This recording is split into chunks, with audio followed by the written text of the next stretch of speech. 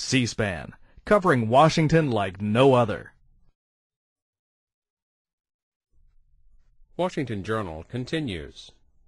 Well, Mark Thiessen joins us at the table now. Mr. Thiessen, here is a reprint of your op-ed that you wrote initially for the Post. This is the New York Post write-up. The headline, Proof, Interrogations Made Us Safer. Tell us why you feel the way you do. Well, first of all, it's just simply a fact. If you read the documents that were released, you go through all these pages of information about the techniques, and there's pages and pages of unredacted information about the techniques. And then all of a sudden you get to the section where they start talking about the results.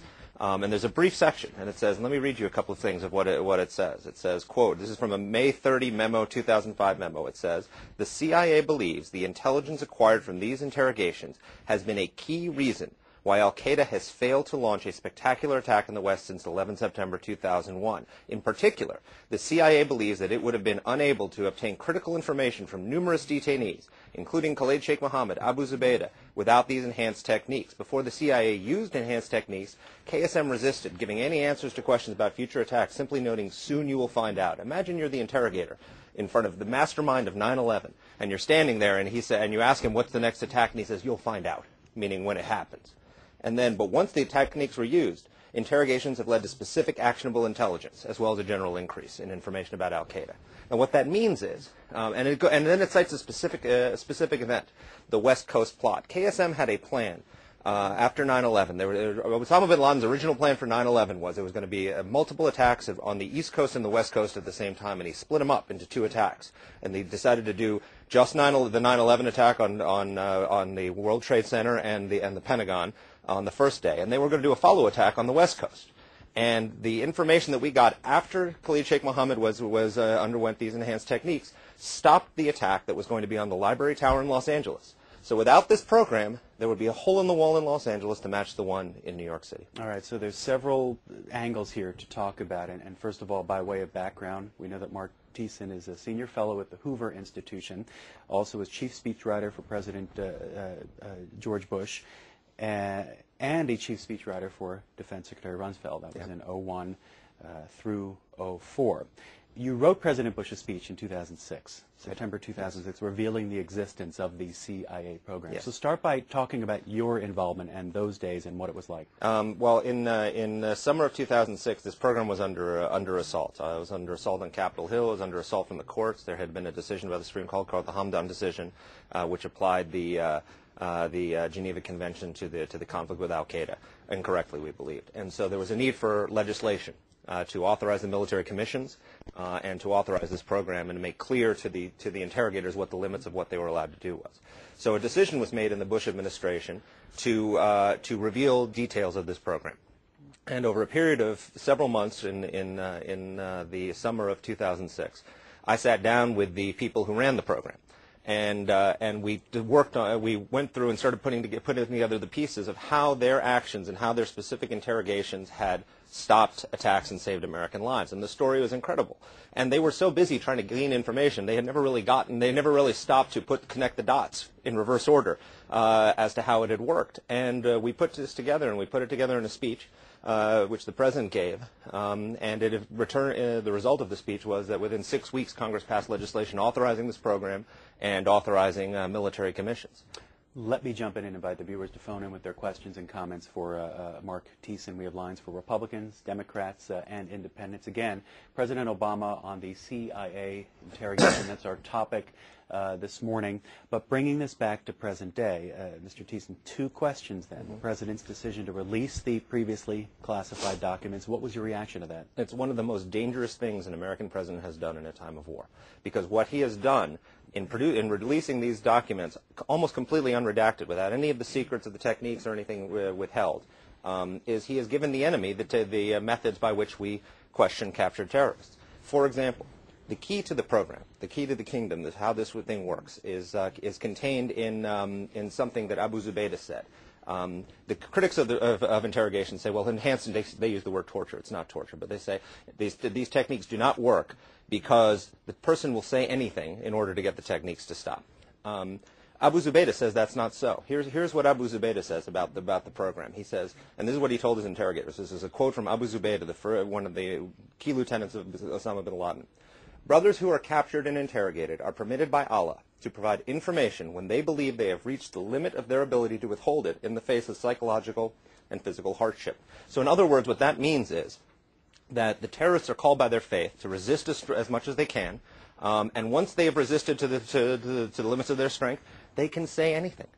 They are free by Allah to tell us everything they know about planned attacks, about the operations of Al-Qaeda, about Osama bin Laden and how he sends money and how he communicates with his operatives. And they did. So the job of the interrogator, the questioner, is to give them something to resist so that they feel they've done their duty to Allah, and then they can give us the information we need to protect the country. And before we go to calls, your reaction to the headline of the morning, Ben. Here's the headline: Obama open to prosecuting Bush officials over abuse. And here's 25 seconds from the president yesterday. For those who carried out some of these operations within the four corners of legal opinions or guidance that had been provided from the White House, I do not think it's appropriate for them to be prosecuted. With respect to those who formulated those legal decisions, I would say that that is going to be more of a decision for the Attorney General within the parameters of various laws, and I don't want to prejudge that. Mark Thiessen. Shocking. The fact that any of these people, I know these lawyers, these are patriotic Americans whose actions and who, if you read those memos, they're so carefully constructed to design to make sure that the program was safe. I mean, for example, one of the techniques was a hand slap on the face. They told the lawyers told the CIA they had to use an open hand rather than a closed hand because that would be less painful to the detainee. A hand slap. This is against the man who killed 3,000 people. And so these people, the people who provided the legal advice, the people who questioned these terrorists, they shouldn't be given subpoenas and prosecutions. They should be given medals, because the fact is they saved American lives. First call for Mark Thiessen, Ruskin, Florida. Bruce on the line. Good morning.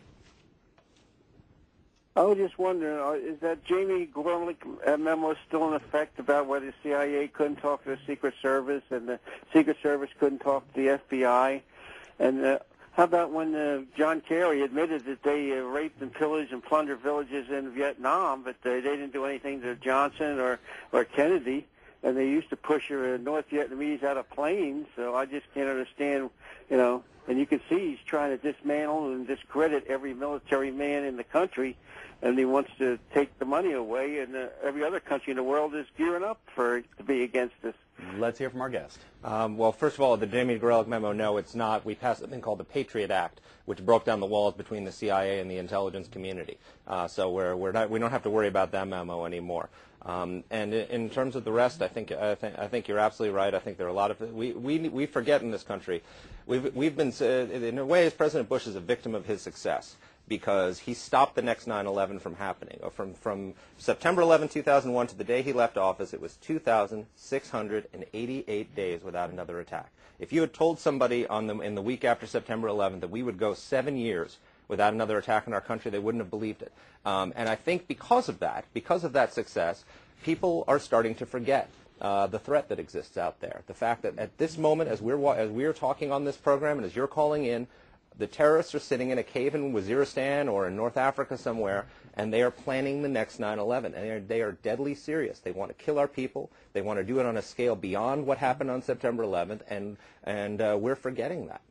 Bonnie calling from Lano, Texas now. Good morning. Oh, good morning. Okay. I'm a bail bondsman in Lano. And the thing is this: if somebody breaks the law, they go to trial. They go to jail. They go to trial, period. The next thing is, if the CIA had been doing their job, FBI, would any of this have happened? Would the Twin Towers had fallen?